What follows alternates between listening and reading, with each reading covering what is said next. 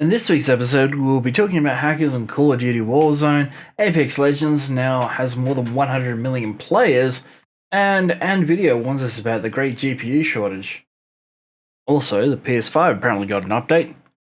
All this and so much more in this week's episode of Free to Play, episode 69. Wow, is very nice. Don't go anywhere.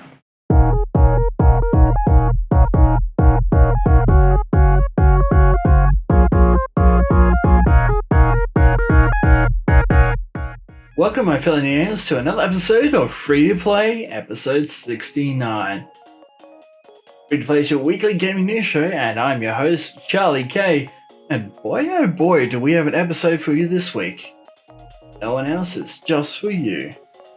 But before we begin, if you're new here and you haven't already, why not consider hitting the subscribe button and the bell icon so you don't miss a single video. If you don't, I will have to destroy your Minecraft server. So for our first bit of news for this week, Nvidia has put a dire warning out saying that it could be a fair while before we see RTX 3080, 3070 and 3090 graphics cards back in stock. Of course, you know, with the coronavirus happening and other things happening as well, Intel with their chipsets and AMD not being able to make their chipsets as well, it's going to be a rough year for gamers out there. Now the RTX 3080 and 3090 and 3070 have all been very hard to get a hold of thanks to scalpers, manufacturing costs, and just a lack of supply to meet demand. Now this has affected many things like the PS5, for example, and Xbox Series X and S. They've all been very hard to manufacture, all thanks to chip shortages. Nvidia weren't the only people to warn us about chipset shortages. Intel and TSMC have also advised us that chip supply issues could actually last right through till 2022. Yes, that's probably why you haven't got yourself a PS5 yet. I mean, I managed to get one, but not flexing or anything. But yeah, it's going to be a while before you see one of these and have them in your hand.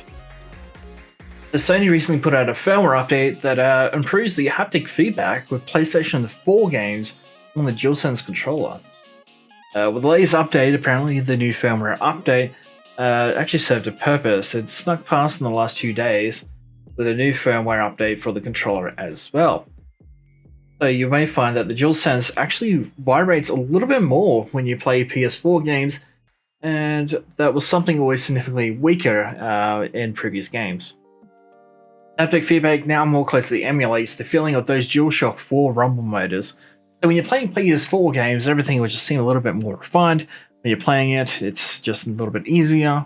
And yeah.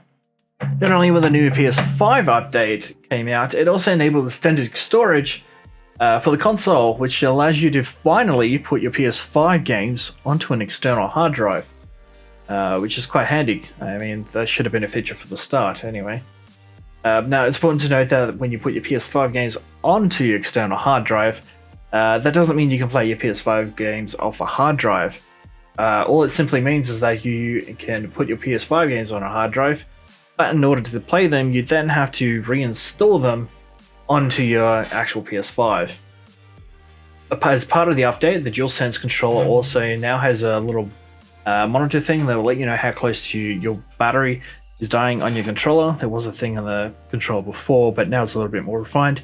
It'll actually show you when your controller is actually charging as well, which was a big pain in the ass when it first came out because you could plug this into your PS4 and you had no idea whether it was charging.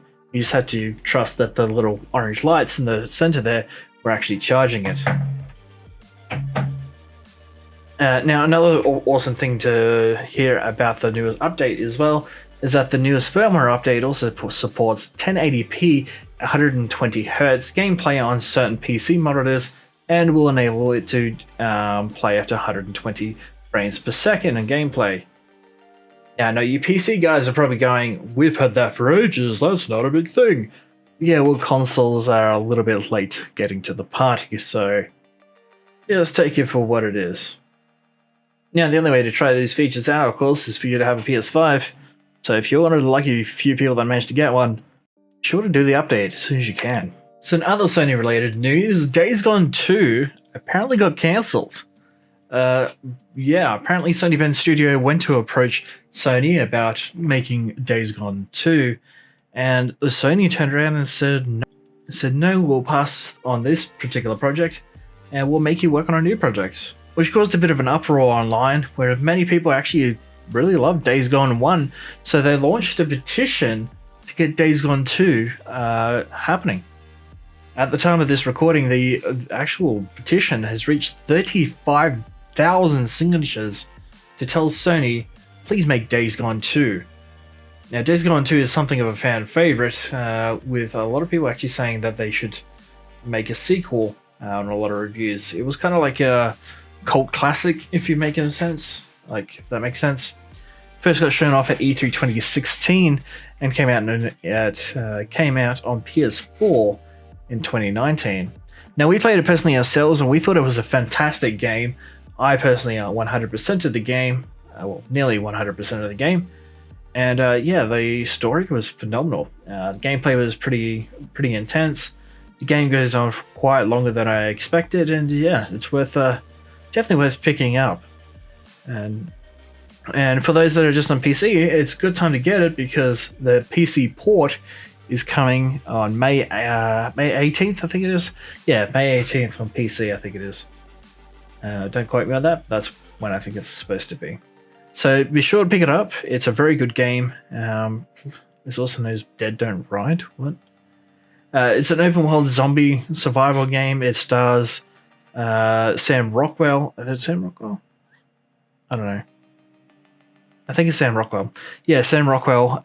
For those that don't know who he is he plays the main protagonist in The Force Unleashed 1 and 2, and he's also was in recently the 4th season of Supergirl, playing Agent Liberty. He's a pretty well-known guy.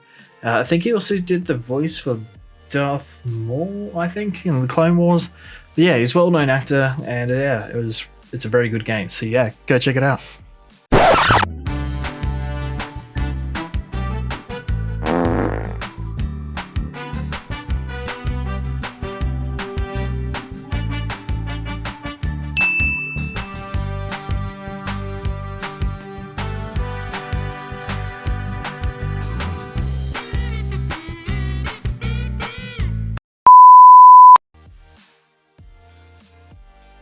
Well, Apex Legends has just hit over 100 million players.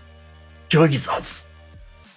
The Battle Royale shooter Apex Legends has now over 100 million unique players globally, EA and Respawn announced only recently. The free-to-play game surpassed a big milestone after just 2 years after its February 2019 launch. Now, that's pretty impressive considering a Battle Royale needs to have a constant community. Of course, Activision's Call of Duty Warzone hit more than 75 million players last August, reaching that mark in less than 5 months after its launch in March 2020. And Epic Games said that its smash hit Fortnite had an eye-popping 350 million registered players last May. Presumably, that number has only climbed, with Fortnite only just increasing in popularity as time goes on. Now, Apex Legends has a new season that's just dropped as well, and for those that didn't know, Apex Legends is actually part of the Titanfall series. We touched on Apex Legends last week in regards to Titanfall 2 being a part of Titans becoming a part of Apex Legends last week.